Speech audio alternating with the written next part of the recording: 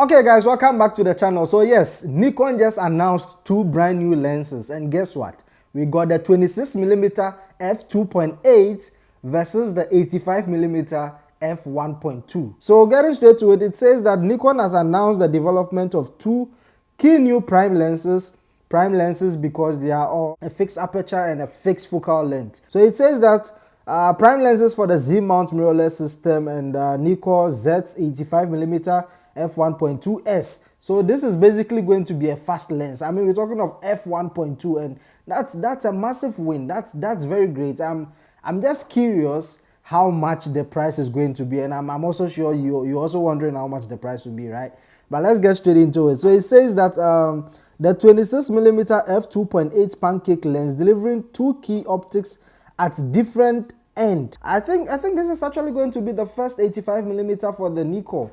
Yeah, I think that's going to be, and this pancake lens kind of looks familiar though. It looks a bit familiar. Well, the 85mm looks a bit unique in its own way. I can see the belt quality is really going to be great, and it's got the 82 filter thread. So that is going to be a downside for some people, because you know when it comes to filter threads, the cheapest or the max, amount that people want to spend has to be the 77mm. So with 77mm, a lot of people do have a particular filter for it. Even if they don't, they step down. But when it comes to the 82, it becomes a little bit expensive. So the Nikon 85mm f1.2 got the filter thread of 82mm, which is very huge. So you guys do know that already. Nikon got the Z7, their Z lines. So these lenses are particularly for those camera systems. But my problem is I'm quite curious with the pancake lens, because this actually looks like the Canon pancake lens. Yeah, they look very similar. And I think the Canon was also 25 or 26, somewhat similar to this, and also the aperture was f2.8. Panasonic, if you are watching this, please impress us like this. So that is a great implementation from Nikon. So this is for the pancake. It says this prime lens might be the perfect photographic companion, ensuring that shooters never miss an opportunity to capture a beautiful image. Yeah, so that's for the 26 f2.8. It looks solid. This looks like a great lens. But 85mm, not a lot of people do shoot 85. It's very tight for most of the scenes that people shoot out there. A new camera system implemented, a cinema camera. I'm not sure if these guys are new or they've been around for quite some time, but this is actually my first time hearing about them. So I'm not sure if you guys have maybe heard about this company. Just listed in the comment section. Their name is Bossman. Yeah, I think that should be their name, Bossman. So the name of the camera is Bossman G1 Pro 8K cinema camera, and it's kind of look like the red Komodo, and it also looks like the Panasonic Cube camera. It's actually a Cube camera, so it focuses more onto the cinema line. And I believe there are a lot of cameras that even the Z-Cam, yeah, Z-Cam is also very similar to this. Seeing the image here, it kind of looks dope. It's nice. From the images that I'm seeing here, it's quite great. 11 stop of dynamic range. We're talking of, what is it? Yeah, 11 stop. Like, who still... Anyway, let me not give any comment or any opinions about that. I will leave that to you guys to... I'm going to leave that to you guys, for you guys to decide. So, getting straight to the features, it says that it records up to 8K 30 frames per second at 600 megabits per second video. That's huge, especially from such a small camera. I can see this camera is very small. But my only problem is this camera is not a full frame. And that happens to be very common in the market. All these cinema lines are now Super 35, APS-Cs. They are quite small. So if these guys could have at least come up with a full frame, it would have changed the market a bit. But let's get straight into the specifications, and maybe you might hear something amazing here. So it says it shoots H.264 at 8-bit 420, and it also shoots H.265 10-bit at 420. Seriously? No 422? Oh man, guys, we are in 2023, man. We are in 2023. Come on, even the Canon R7 shoots 422. So what are these guys trying to tell us? But either way, so the problem people have here is the 11 stops of dynamic range.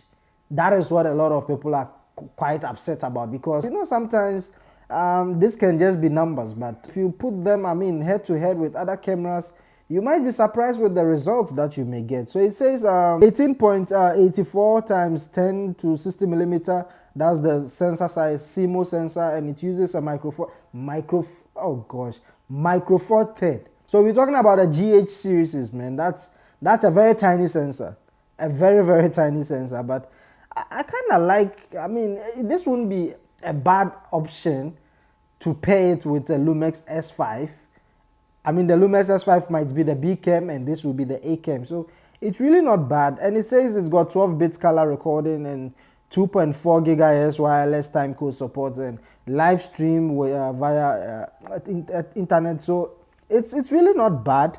But I feel like this is a camera that you're not going to be able to pull it out of the box and just use it right away. I mean, you guys do know that when it comes to the Cube cameras, there are a whole lot of investment that needs to go into them in terms of their monitors, their side handles, cage. You need to rig these things up. These things are not cameras that you just put it out of the box and start shooting with them. So it's kind of... anyway, so let's get straight to a little details about it. It says the camera utilizes a 33 megapixel CMOS sensor and it is capable of capturing 8K video up to 30 frames or 4K up to 60p. It's probably pretty safe to assure that the sensor in the camera is the same as the one that is shown in the Sharp 8K. So the comments that came from people are quite hilarious, man. Someone actually said they just built a camera and placed 8K on it. I'm quite curious about the mount that it uses. I mean, the lens selections. Is it going to be an EF or RF?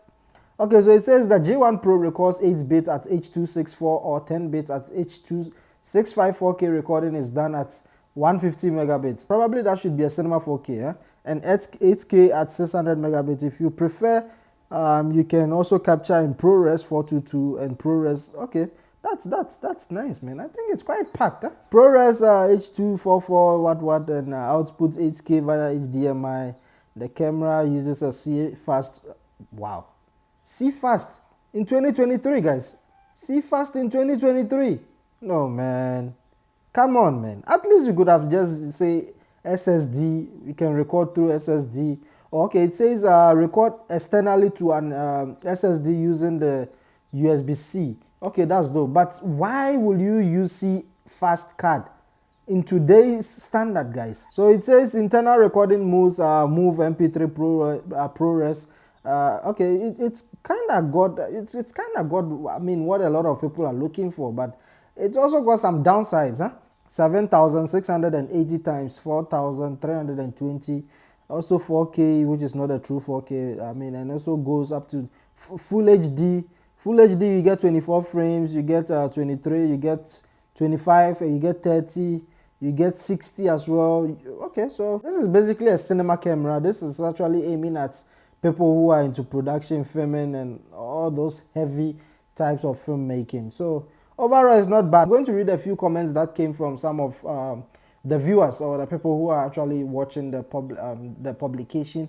So it says this one is from Kane. Is it Kane? It says tough market to break into, if not a world-backed player, both financially, technically, industry vest, and real bad timing. Okay. So Mr. Room says see fast in 2022 when everyone is switching to M. Okay, so that's exactly what I was talking about.